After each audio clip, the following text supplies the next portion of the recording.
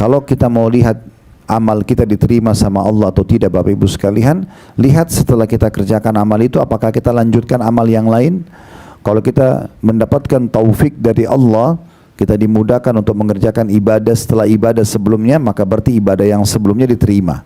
Itu perkataan Ibnu Rajab rahimahullah. Beliau mengatakan tanda diterimanya amal seseorang adalah dia berbuat amal kebaikan setelahnya.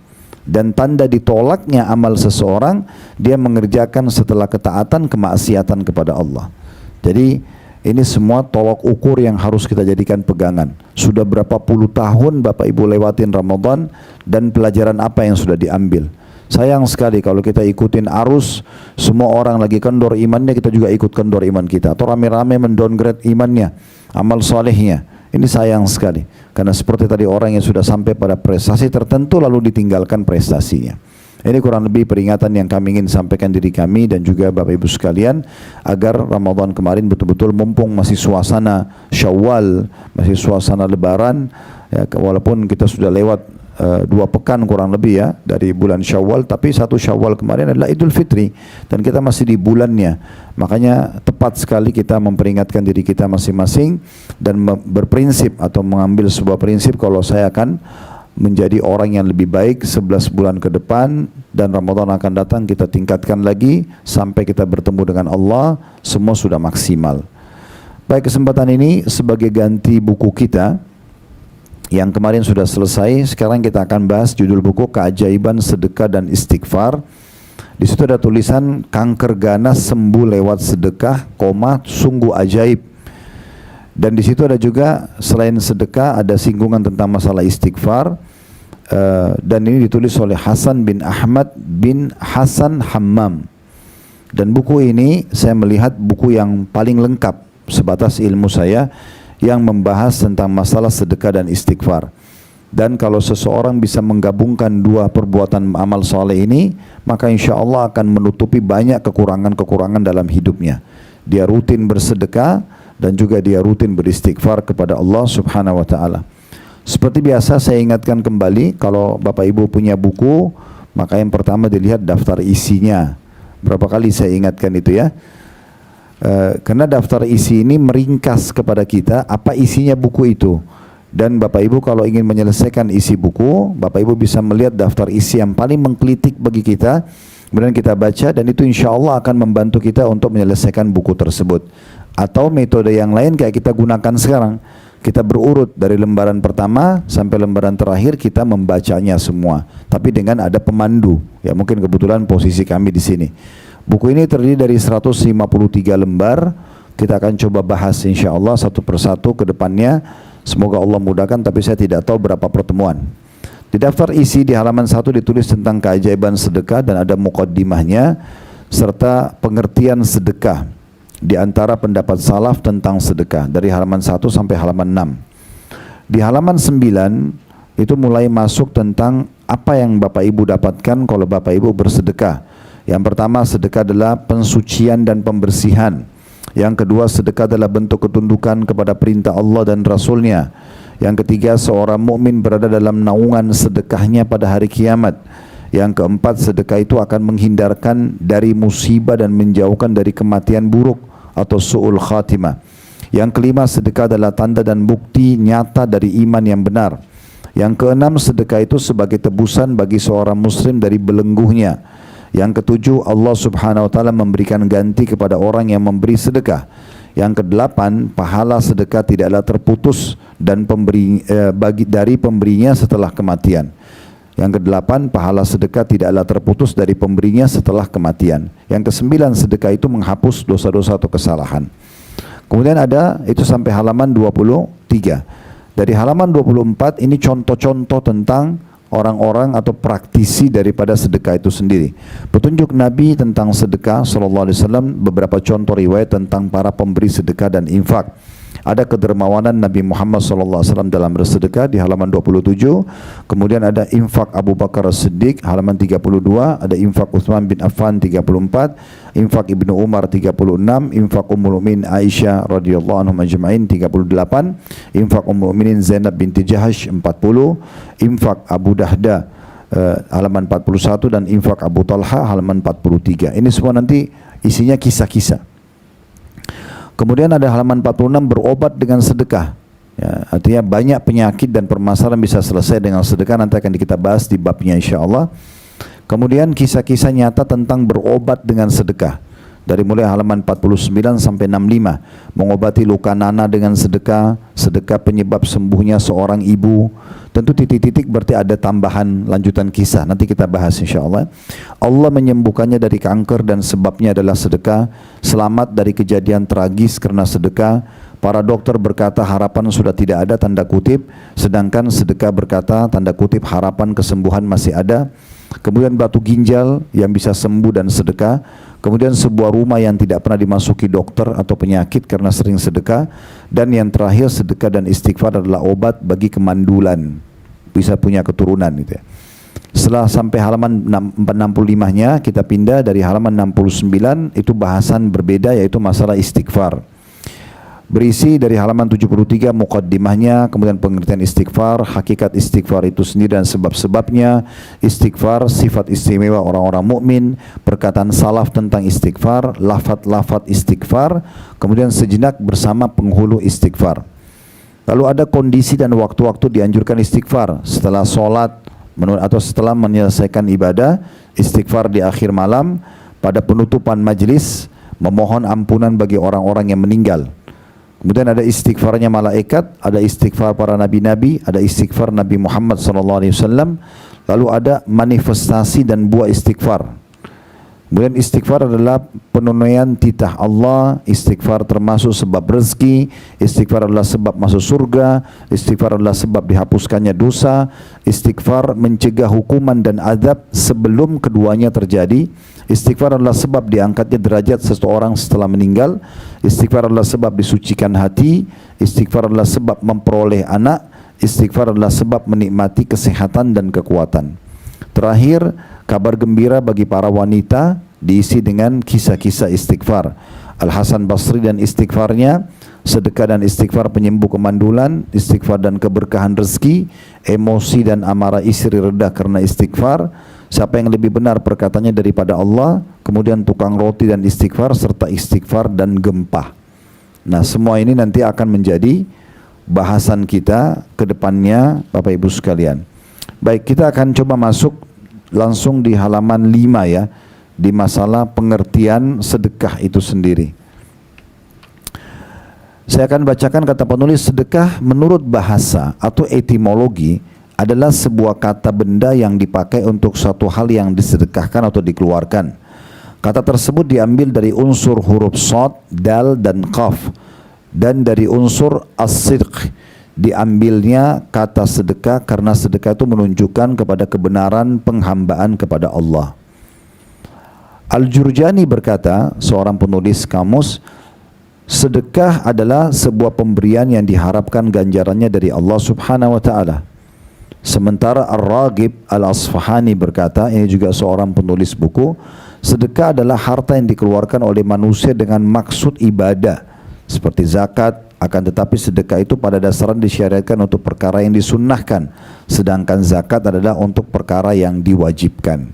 Ini semua masih definisi ya, penjelasan masalah sedekah. Imam Nawawi berkata rahimahullah, disebut sebagai sedekah adalah karena ia merupakan sebuah bukti atas kepercayaan pelakunya. Karena sidqu, keimanannya, baik lahir maupun batin, maka sedekah itu adalah keyakinan dan kebenaran iman. Kalau kita simpulkan lembaran pertama di halaman 5 ini, maksudnya orang yang sedekah itu kalau ikhlas karena Allah disebabkan karena keimanannya. Dalam arti kata, orang kalau belum memahami sedekah sebagai sebuah keimanan dan pendekatan diri kepada Allah, dia akan perhitungan. Dia tidak akan mengeluarkan di jalan Allah karena masih ragu. Nanti kalau saya keluarkan ini, berkurang nggak harta saya? Nanti saya akan dibalas nggak sih sama Allah? Ada pahalanya nggak? Apa faedahnya buat saya kalau saya bantu orang ini misalnya? Sehingga dia masih memilih-milih orang yang dia bantu. Nah, semua itu muncul karena dia tidak faham kalau sedekah itu ibadah. Mau siapapun yang terima tidak penting bagi saya. Yang penting saya bersedekah.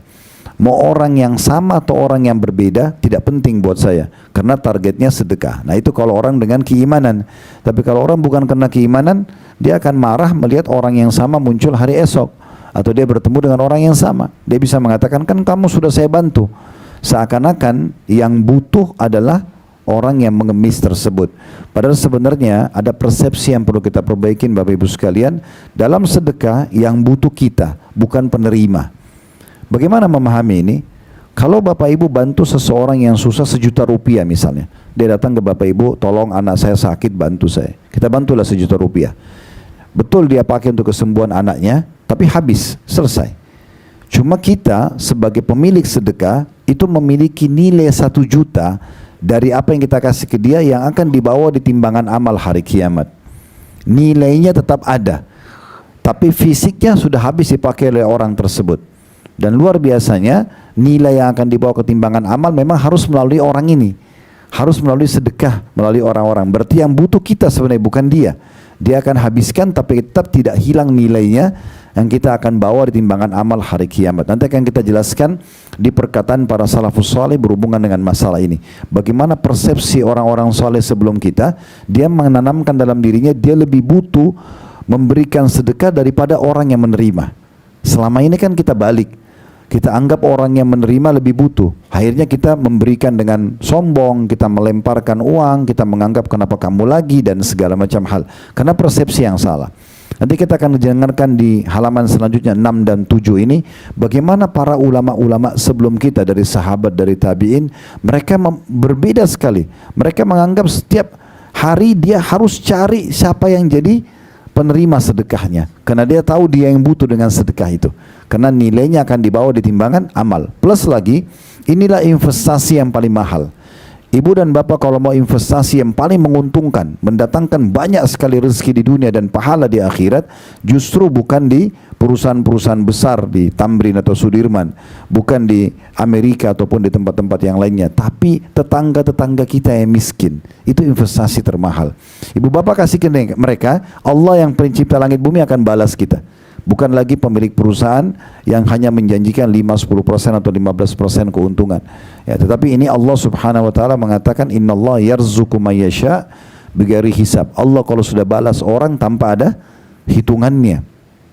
Kita sedang bermuamalah dengan Allah, bukan bermuamalah dengan orang yang menerima rezeki kita. Saya pernah menyampaikan sebuah kisah di kelas kita ini, tapi saya ingatkan kembali. Ada seorang ulama dulu bernama Rabi ibn Huthaim rahimahullah. Rabi ibn Huthaim ini pernah dibuatkan makanan mewah oleh istrinya. Waktu itu dinamakan halwa. Halwa ini sebenarnya kalau letterletnya manisan gitu ya. Tetapi masa itu halwa yang dimaksudkan itu adonannya lama sekali untuk dibuat, bahannya mahal. Dan itu cuma dimakan oleh pejabat-pejabat lah, raja-raja.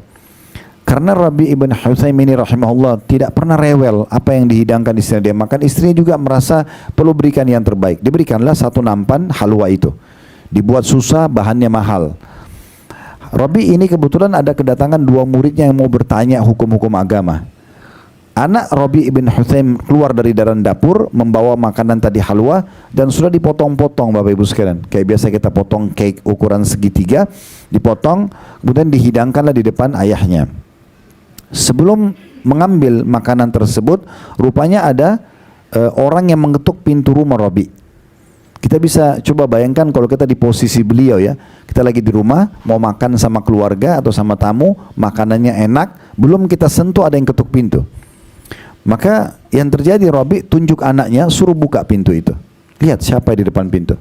Begitu dibuka, ternyata depan pintu Bapak Ibu sekalian bukan orang biasa, bukan tamu juga yang dikenal, tapi seorang yang gila. Seorang gila datang lalu kasih isyarat mulutnya minta makan. Rabi ibn Huthaim rahimahullah mengambil satu keputusan yang mungkin jarang terlintas di benak kita. Dia tunjuk anaknya, suruh datang, suruh ambil halwah ini. Makanan mewah ini kasih ke orang gila itu. Maka anaknya datang, diambil nampan tersebut dibawa ke orang gila. Niatnya si anak ini mau ngambil satu potong kasih ke orang gila. Tapi orang gila ini begitu lihat makanan dia tidak tahu nilainya, diambil semua nampannya, dimakan semuanya sampai habis. Setelah habis piringnya dilempar, lalu dia pergi, nggak terima kasih, kan orang gila. Yang terjadi Bapak Ibu sekalian, anak Rabi ibn Huthaim yang membawa makanan tadi, ngambil nampan itu, dia sedikit jengkel sama orang gila ini, tutup pintu, dia kembali ke ayahnya, lalu dia mengatakan, wahai ayah, ayahnya Rabi yang merupakan tokoh kita ini, dia mengatakan, wahai ayah, tadi itu yang minta-minta orang gila, dia tidak tahu nilai makanan yang kita kasih. Garis bawah ini ya, dia tidak tahu nilai makanan yang kita kasih, dia orang gila. Kalau tadi Anda suruh saya ke dapur ambil makanan apa saja, mau kurma, mau roti gandum, mungkin dia makan. Bagi orang gila yang penting laparnya hilang. Kenapa harus halwa?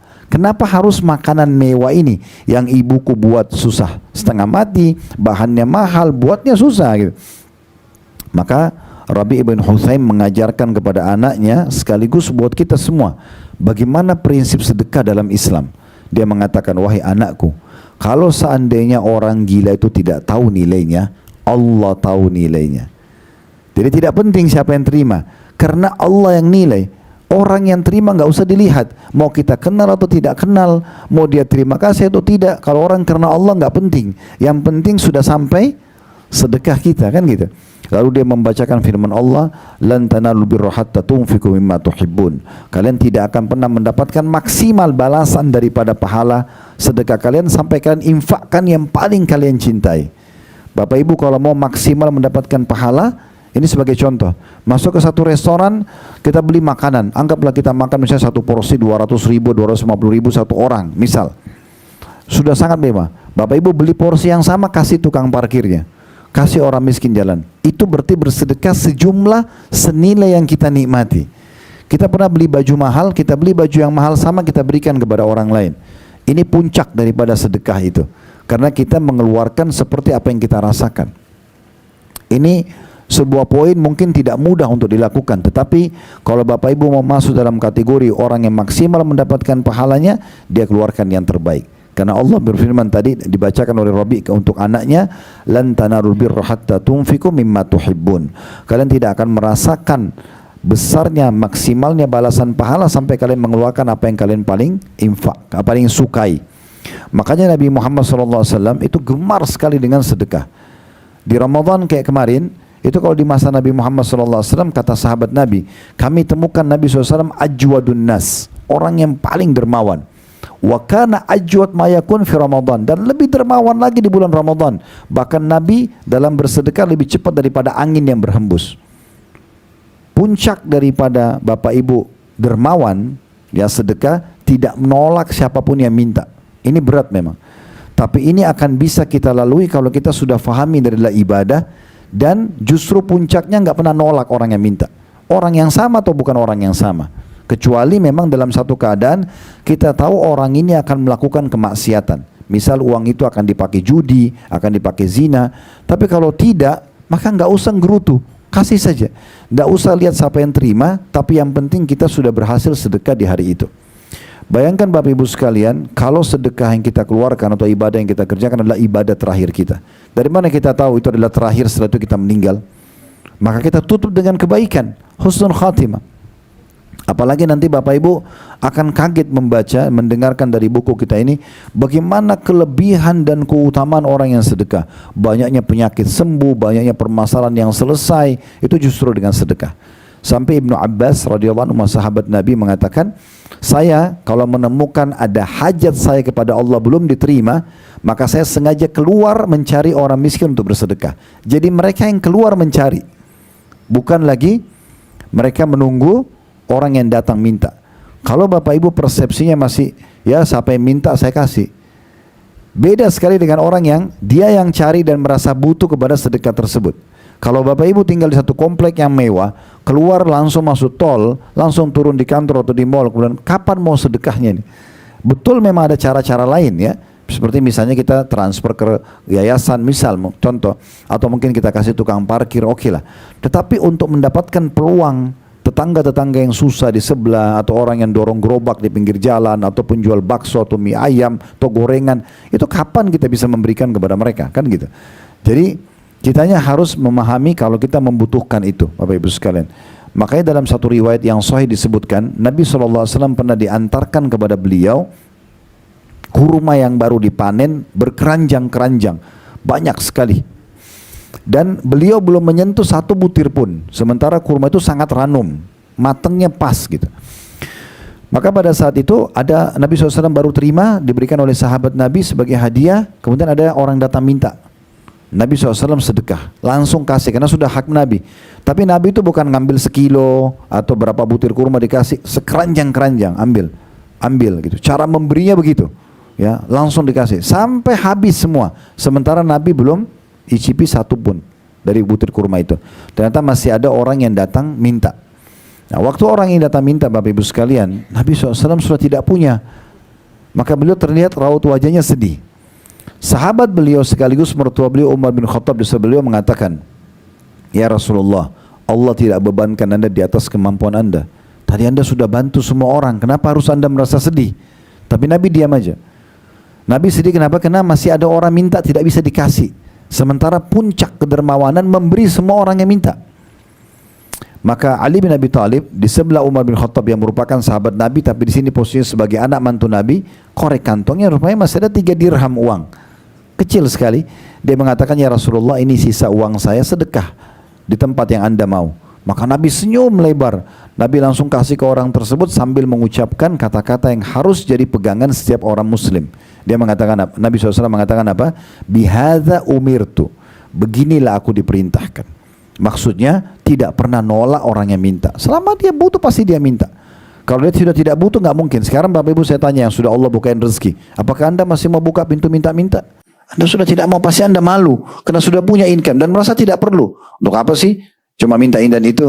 Kalau perlu kita yang memberikan gitu. Jadi kalau ada orang yang minta berarti dia masih butuh.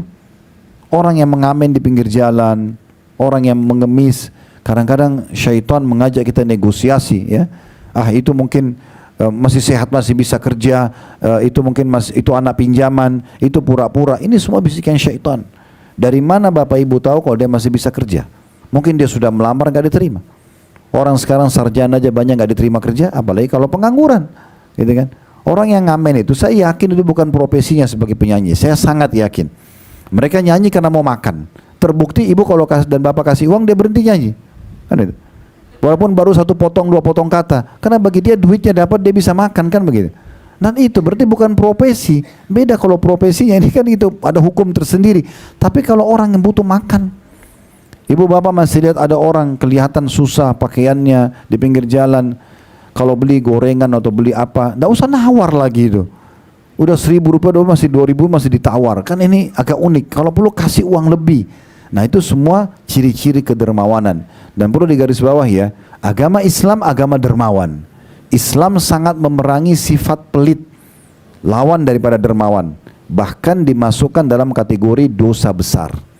Kategori dosa besar. Imam Az-Zahabi rahimahullah masukkan dalam dosa besar beliau itu adalah pelit.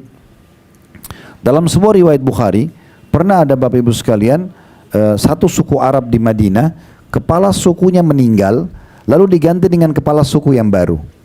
Ada beberapa anggota sukunya datang ke masjid Nabi dan Nabi SAW tanya, "Siapa pimpinan kalian sekarang?" Mereka sebut nama, si Fulan.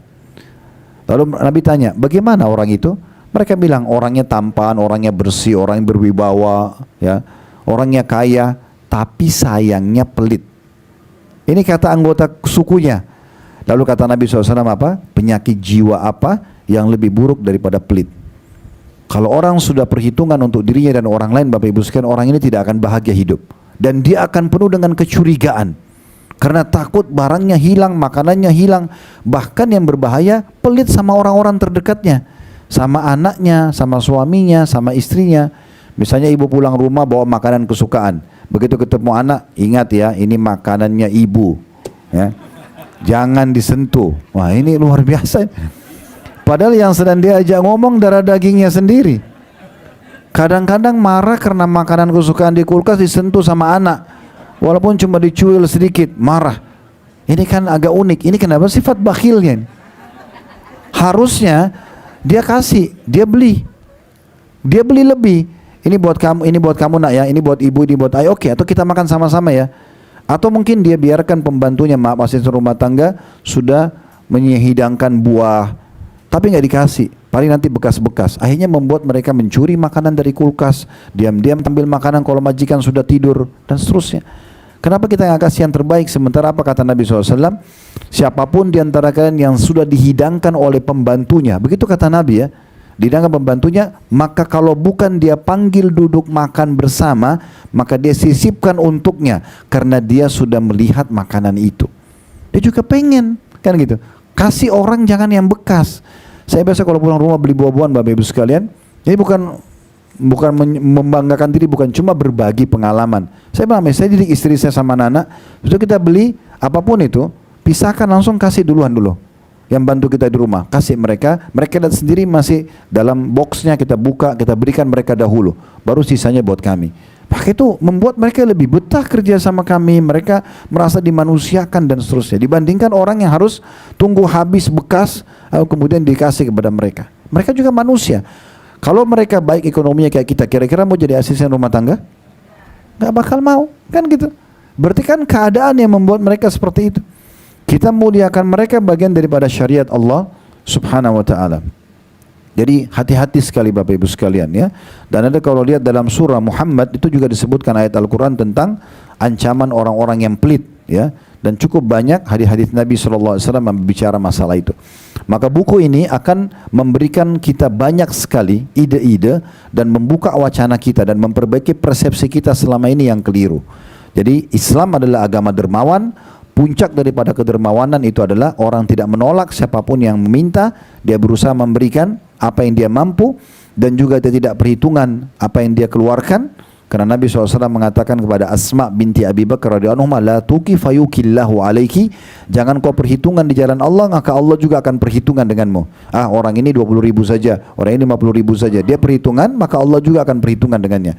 Tapi orang kalau sudah ya dia royal sama orang, maka pastikan Allah juga akan royal dengan dia.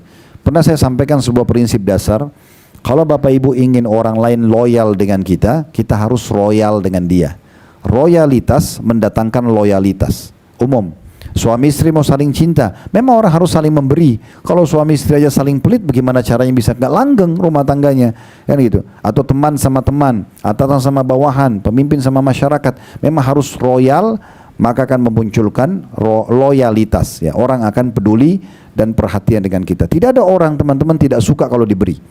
Oleh karena itu orang yang memberi, kata Nabi SAW, tangan di atas lebih boleh daripada tangan di bawah.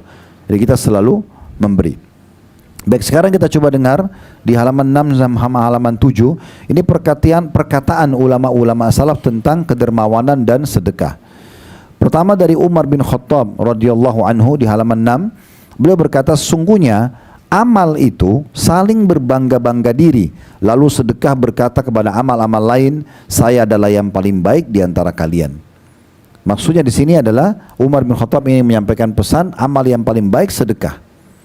Karena tadi sudah disinggung, kalau sedekah itu dalam definisi pengertian sedekah tadi itu tanda keimanan, seperti sidq, kejujuran, kebenaran dalam iman. Karena orang mau membantu, mau memberikan yang maksimal, itu kalau dia sudah punya keimanan. Kalau selama belum punya keimanan atau masih tipis imannya, dia akan selalu perhitungan dan ragu, takut ya, bagaimana nanti dia susah untuk sedekah.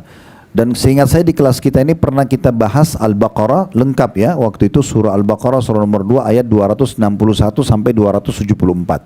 Masih ingat gak? Allahu alam. Gak ingat? Nanti kita baca habis ini ya, untuk mengingat kembali. Setelah saya sampaikan perkataan-perkataan para salaf, karena bahasan kita hanya sampai sini pada pertemuan sekarang ya.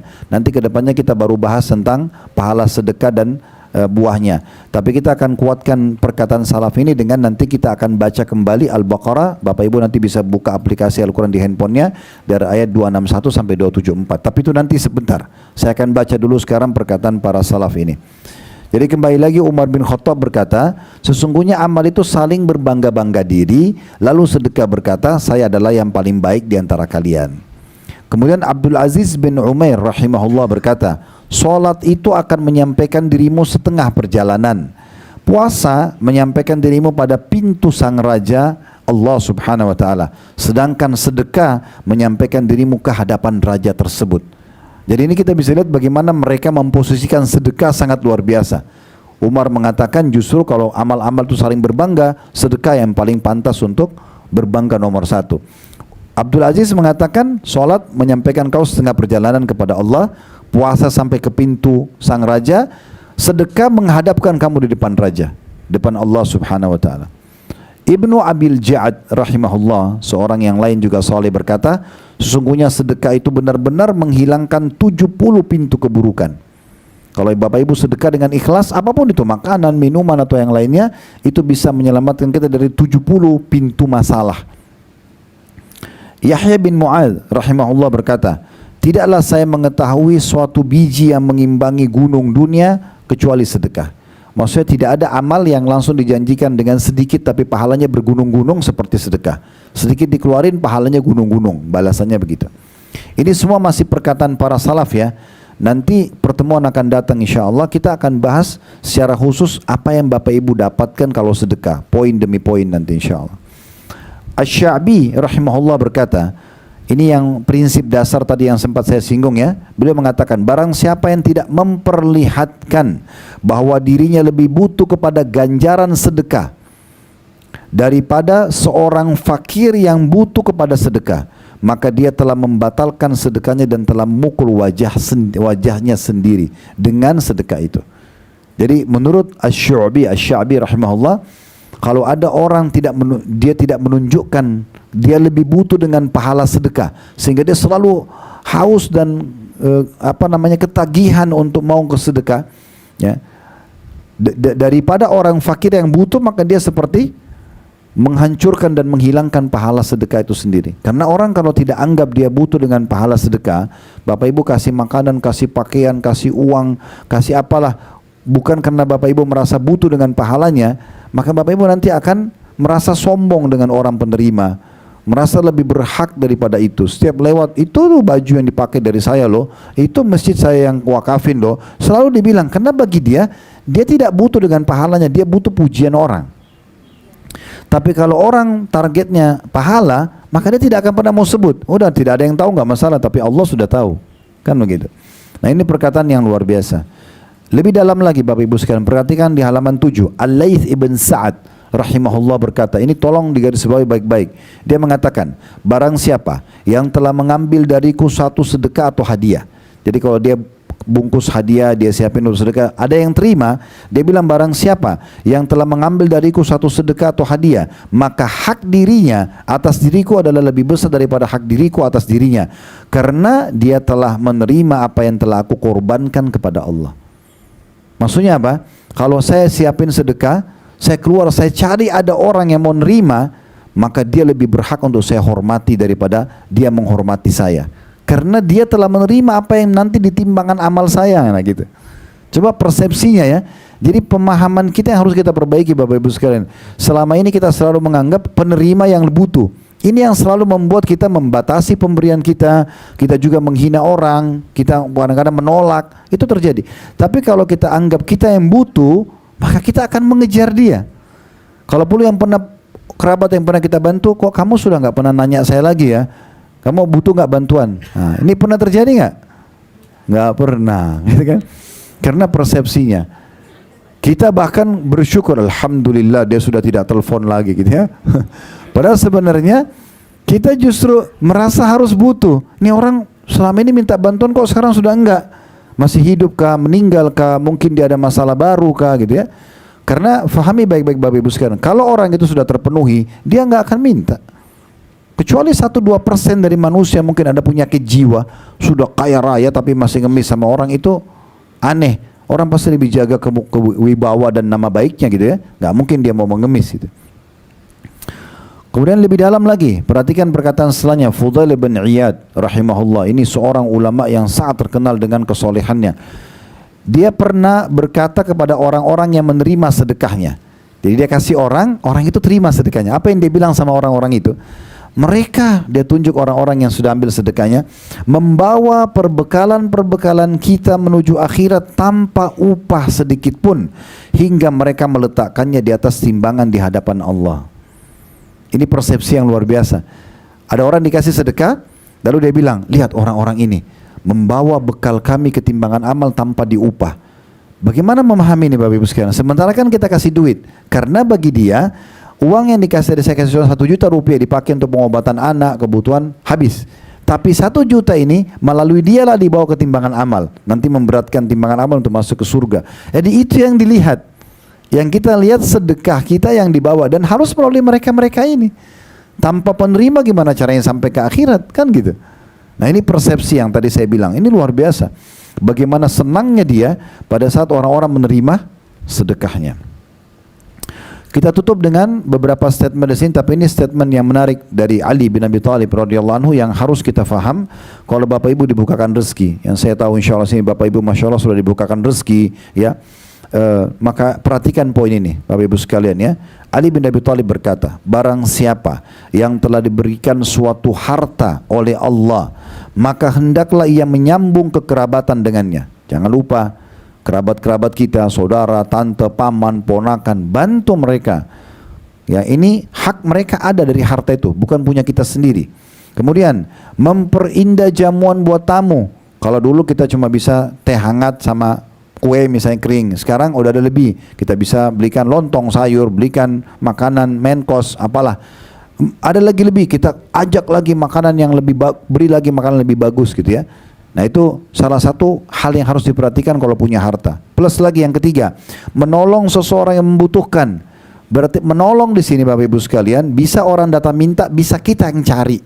Nah sekarang coba pindah ke satu level. Kalau selama ini Bapak Ibu nunggu orang minta, cari siapa yang butuh. Cari informasi di media yayasan mana yang punya butuh. Sekarang teman-teman kita di Gaza itu butuh sekali bantuan.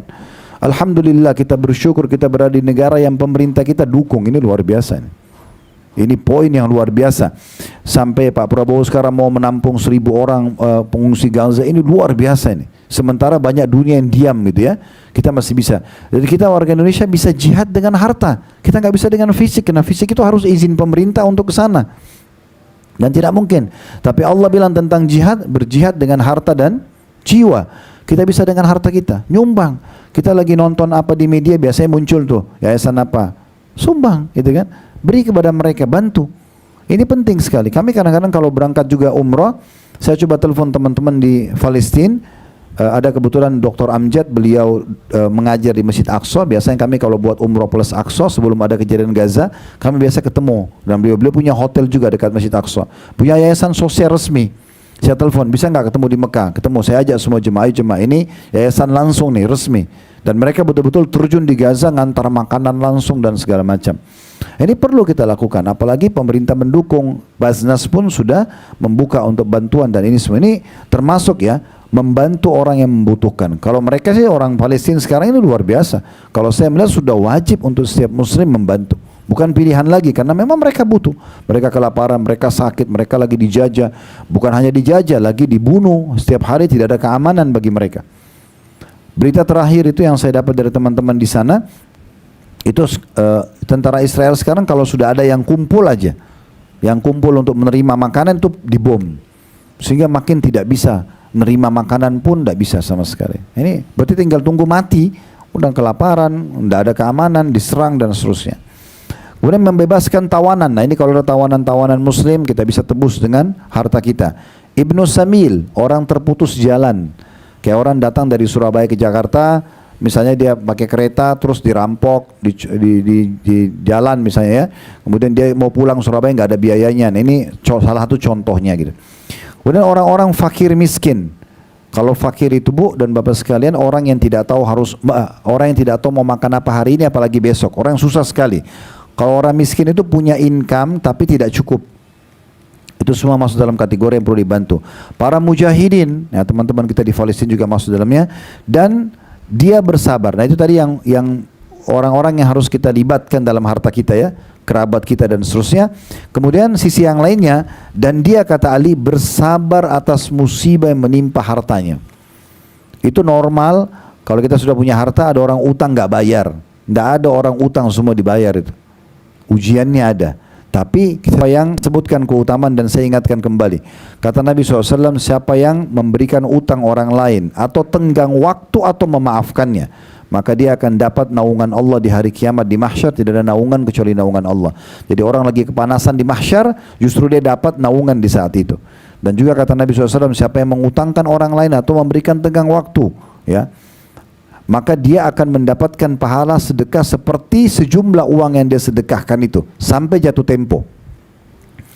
Misalnya kita pinjamkan orang uang 1 Januari, atau kita sekarang lah di April misalnya, 1 April nanti 1 Mei bayar ya, dia utang sebulan. Dari 1 April kita seperti misalnya 10 juta kita pinjamin, seperti kita sedekah 10 juta tiap hari. 1, 2, 3, 5, 4 April sampai akhir April. Itu berarti misalnya anggaplah 30 hari, berarti sama dengan kita investasi 10 juta dapatnya 300 juta pahalanya, karena tiap hari seperti sedekah 10 juta. Kalau lewat masa yang disepakati, tenggang waktu, Bapak Ibu kasih lagi tenggang waktu, silakan, saya belum bisa bayar waktu kita tagih, oke saya kasih lagi sampai 1 Juni ya. Di bulan Mei-nya sama sedekah double setiap hari, sama dengan 20 juta tiap hari. Jadi orang yang mengutangkan orang itu sebenarnya orang yang sedang bersedekah, tapi mungkin dia tidak bisa sedekah sebesar itu kecuali dengan utang. Karena kita seperti sedekah setiap hari sejumlah itu. Nah itu bersabar atas ujian. Mungkin Bapak Ibu pernah investasi gagal usahanya, itu ujian dalam harta. Ya, mungkin hilang, jatuh, kececer. Ya, mungkin rusak benda yang pernah kita beli. Semua itu ujiannya. Ada ujian dalam harta tersebut. Kata Ali, kalau dia sudah tahu ada hak orang lain di harta itu, dia juga bersabar atas ujian, maka dengan perkara-perkara itu dia akan memperoleh kemuliaan dunia dan juga akhirat. Ini mungkin statement terakhir dari salah satu salaf kita yang disebutkan namanya, tapi nanti akan ada tambahan dengan statement yang tidak disebut nama. Abi Hatim berkata, bakhil itu, pelit, perhitungan adalah sebuah pohon di neraka, sedang ranting-rantingnya ada di dunia. Maka barang siapa yang bergelantungan pada salah satu dari ranting-rantingnya itu, niscaya ia akan menjerumuskannya ke dalam neraka. Jadi bakhil itu pohon di neraka, rantingnya di dunia. Orang yang pegang rantingnya dibawa ke neraka. Kemudian dikatakan sebagaimana kedermawanan itu adalah sebuah pohon di surga, di mana ranting-rantingnya berada di dunia. Dan barang siapa yang bergelantungan pada salah satu ranting-rantingnya itu, niscaya ia akan membawanya ke surga. Dan surga itu tempatnya orang-orang dermawan. Nah, itu ya. Jadi kadang-kadang mungkin sholat malam kita kurang, ibadah kita kurang, tapi kalau sedekah kita lancar, itu sangat membantu. Ya, kita tidak bicara ibadah wajib ya. Jangan Bapak Ibu nggak sholat 5 waktu lalu sedekah anggap itu bisa membantu, karena yang wajib harus didahulukan.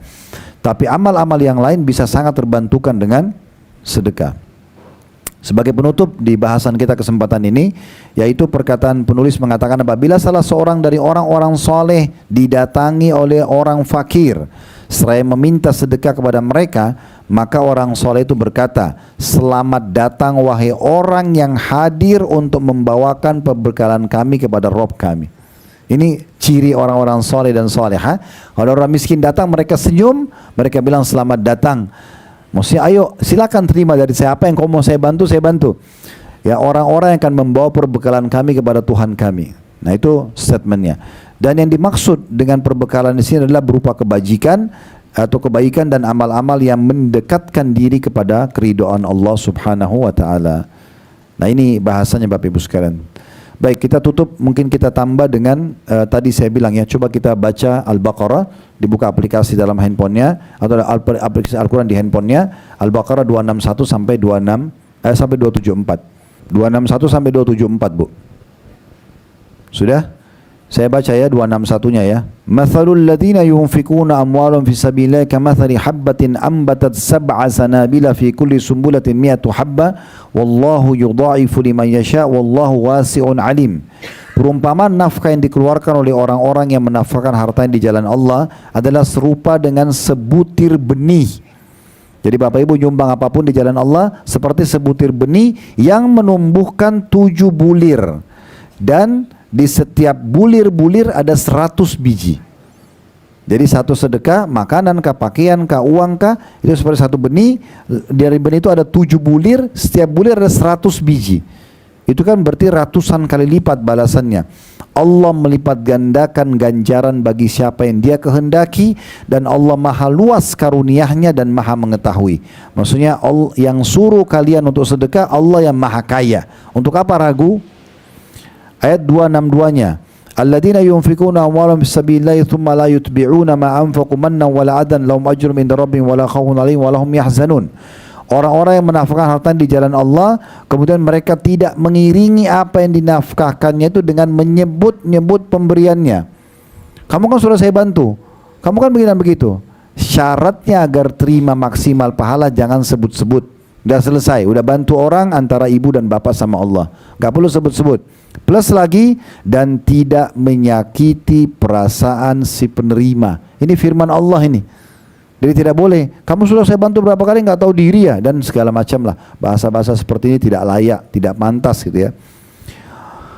Orang-orang yang tidak menyebut-nyebut pemberiannya, tidak menyakiti penerima, hati perasaan si penerima, mereka memperoleh pahala di sisi Tuhan mereka. Tidak ada kekhawatiran terhadap mereka dan tidak pula mereka bersedih hati. Tapi syaratnya tidak boleh sebut-sebut dan tidak boleh juga nyakiti penerima. 263-nya, qaulun ma'ruf wa magfiratun khairum min shadaqatin yatba'uha adza wallahu ghaniyyun halim. Perkataan yang baik dan pemberian maaf lebih baik daripada sedekah yang diiringi dengan sesuatu yang menyakitkan perasaan si penerima. Allah Maha Kaya lagi Maha Penyantun. Kalau kita benar-benar nggak ada, maaf ya, saya belum bisa bantu hari ini, gitu. Kamu nggak tahu diri, saya aja butuh kok, gitu. Ini kan jadi masalah ini, ya.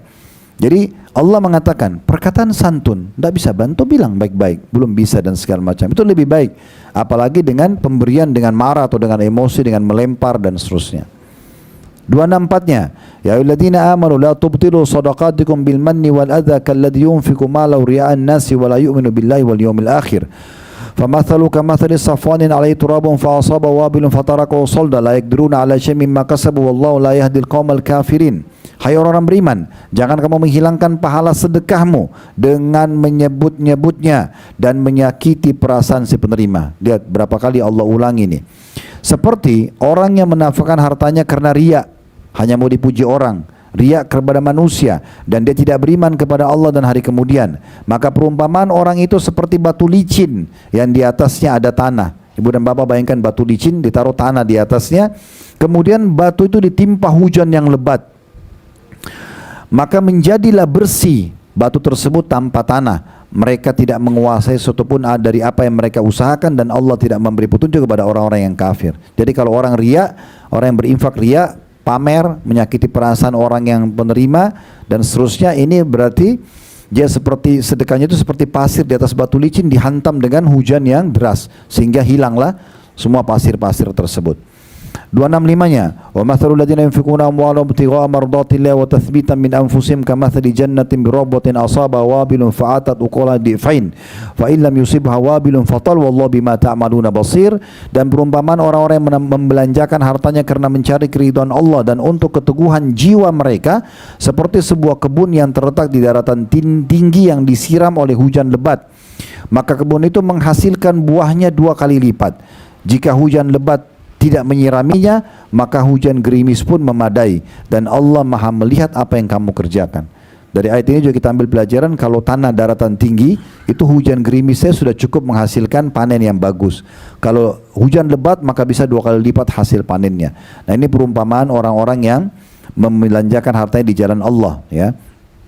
266-nya, ayawaddu ahadukum an takuna lahu jannatu min nakhilin wa 'anabin tajri min tahtiha al-anharu lahu fiha min kulli thamarat wa asabahu al-kibru wa lahu dhurriyyatun du'afa fa asaba isarun fi narun fahtaraqat kadzalika yubayyinu Allahu lakum al-ayati la'allakum tatafakkarun.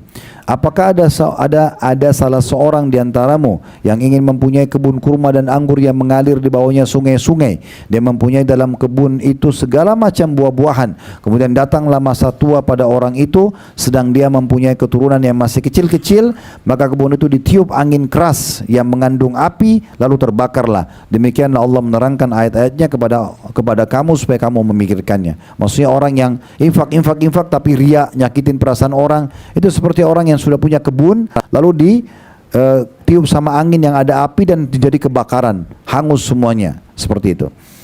267-nya, ya ayyuhalladzina amanu anfiqu min thayyibati ma kasabtum wa mimma akhrajna lakum minal ard wa la tayammamul khabitha minhu tunfiquna wa lastum biakhidhi illa an tukmilu fi wa'lamu annallaha ghaniyyun hamid. Nah, ini Termasuk syarat juga ya yang ketiga tadi, tidak boleh nyebut-nyebut, tidak boleh nyakiti perasaan penerima. Sekarang yang ketiganya nih, hai orang beriman, nafkahkan hartamu di jalan Allah atau sebagian dari hasil usahamu yang baik-baik. Yang baik-baik saja ya, yang bagus kualitasnya, hasil panennya, pakaiannya, makanannya, kasih yang baik-baik ya. Lalu kata Allah, dan dari sebagian yang kami keluarkan dari bumi untuk kamu. Dan ingat, ini Allah bilang, dan jangan kamu memilih yang buruk-buruk. Hasil panen yang gagal itu baru disedekahkan, sisa makanan baru disedekahkan, pakaian sudah robek baru disedekahkan gitu ya. Dan Allah mengatakan, dan jangan kamu memilih yang buruk-buruk lalu kamu menafkahkannya di jalan daripadanya. Padahal kamu sendiri kalau dikasih tadi yang kamu sedekahkan itu, dan padahal kamu sendiri tidak mau mengambilnya melainkan dengan memincingkan mata terhadapnya. Dan ketahuilah bahwa Allah Maha Kaya lagi Maha Terpuji. Di ayat 268-nya ini Allah sebutkan apa sih yang biasa Bapak Ibu sekalian membuat kita ragu-ragu perhitungan, bantu enggak ya, kasih enggak ya. Itu syaitan. Semua dari syaitan. Karena memang dia tidak mau kita mendapatkan pahala sedekah, tidak mau mendapatkan balasan ya rezeki yang luas dari Allah. Di ayat 268 Allah bilang itu, asyaitanu ya'idukumul faqra wa ya'murukum bil fahsya wallahu ya'idukum maghfiratan minhu wa fadla wallahu wasi'un alim. Syaitanlah yang menjanjikan atau menakut-nakuti kamu dengan kemiskinan. Jadi kalau kau bantu kau mau makan apa, orang itu masih mampu dan segala macam hal lah. Dan menyuruh kamu berbuat kejahatan. Di sini terjemahan kejahatan dalam kurung kikir, pelit, dianggap satu kriminal atau dosa. Sedangkan Allah menjanjikan untukmu ampunan darinya, maksudnya dengan sedekah itu dan karunia, balasan rezeki. Dan Allah Maha luas karunianya, lagi Maha mengetahui. Allah itu tidak membalas Bapak Ibu sekalian sepiring makanan dengan sepiring makanan, tidak. Allah tidak membalas Rp10.000 dengan Rp10.000, tapi Allah akan balas bighairi hisab, tanpa ada hitung-hitungan lagi. 269, yu'til hikmata man yasha wa man yu'tal hikmata faqad utiya khairan katsira wa ma yadhakkaru illa ulul albab. Allah menganugerahkan al-hikmah atau kepahaman yang dalam terhadap Al-Quran dan Sunnah. Maksudnya Allah bisa sentuhkan ini untuk diterima sebagai ilmu dan diamalkan bagi orang yang punya, Allah inginkan, Allah pilih dia kepada siapa yang dikehendakinya. Dan barang siapa yang dianugerahi hikmah, dia dengar ilmu agama lalu dia tertarik untuk mempraktikkannya, maka dia telah dianugerahkan karunia yang banyak. Dan hanya orang-orang berakal lah yang dapat mengambil pelajaran dari firman Allah. 270-nya, wa ma anfaqtum min nafaqatin aw nadartum min nadrin fa innallaha ya'lamu wa ma lidh-dhalimina min ansar. Apa saja yang kamu nafkahkan, walaupun manusia tidak tahu, mau makanan, minuman, pakaian, tanah, apa saja. Apa saja yang kamu nafkahkan atau apa saja yang kamu nadarkan, maka sungguhnya Allah mengetahuinya. Orang-orang yang berbuat zalim, maksudnya tidak mau mempraktikkan ini, tidak mau bersedekah, tidak ada seorang penolong pun baginya.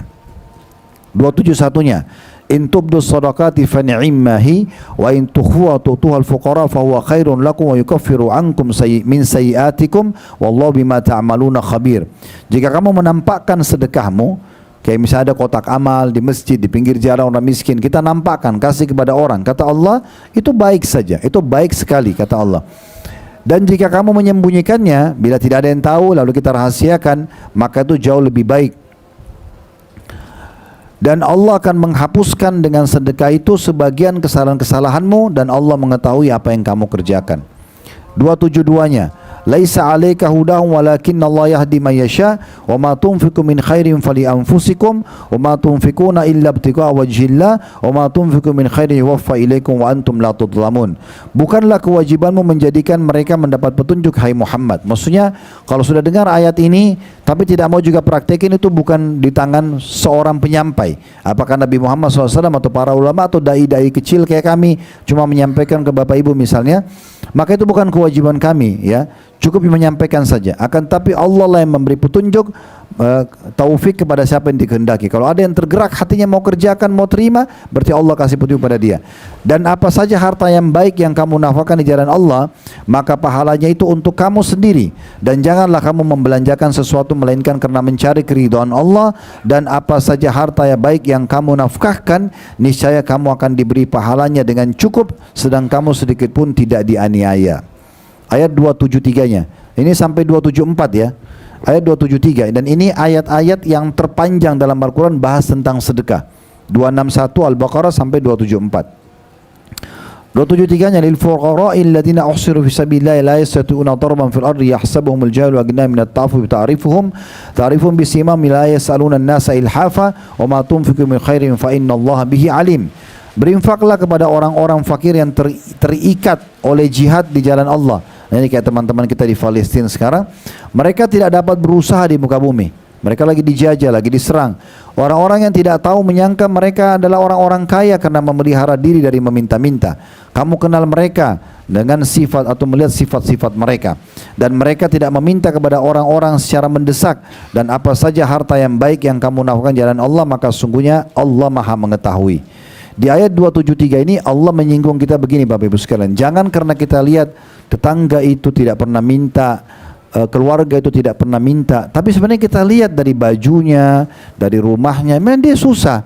Maka Allah bilang, jangan tunggu orang itu minta. Justru orang-orang seperti ini yang paling pantas untuk dibantu, karena mereka tidak membuka pintu mengemis, mereka tidak desak-desak orang. Justru orang seperti ini mulia jiwanya, kita beri kepada mereka. Allah bilang, kalian bisa lihat dari ciri-ciri mereka, dari kulit badannya, dari pakaiannya, dari tempat tinggalnya, jalan kaki, transport, itu bisa dilihat. Maka cukup jadi tolak ukur untuk kita bantu. 274-nya ayat terakhir tentang sedekah ini, alladzina yunfikuna amwalahum bil-laili wan-nahari sirran wa alaniyatan falahum ajrun min rabbihim wa la khaufun 'alaihim wa la hum yahzanun. Orang-orang yang sibuk menafkahkan hartanya di malam dan siang hari secara tersembunyi dan terang-terangan, maka mereka mendapat pahala di sisi Tuhan mereka, tidak ada kekhawatiran, maksudnya dari balasan pahalanya, dan juga tidak pula mereka bersedih hati, maksudnya mereka akan diselamatkan dari segala macam ancaman yang bisa datang bagi mereka di kuburan ataupun di akhirat nanti. Jadi ini ayat-ayat yang saya bilang tadi terpanjang membahas tentang masalah sedekah. Kalau benar dari Allah, silakan diambil dan diamalkan. Kalau ada salah dari saya, mohon dimaafkan, dan saya beristighfar kepada Allah Subhanahu wa taala. Subhanakallahumma bihamdika asyhadu an la ilaha illa anta astaghfiruka wa atubu ilaik. Wa sallallahu ala nabiyyina wa habibina Muhammadin wa alihi wa sahbihi wasallam. Wa akhir da'wana alhamdulillahi rabbil alamin. Wassalamu alaikum warahmatullahi wabarakatuh.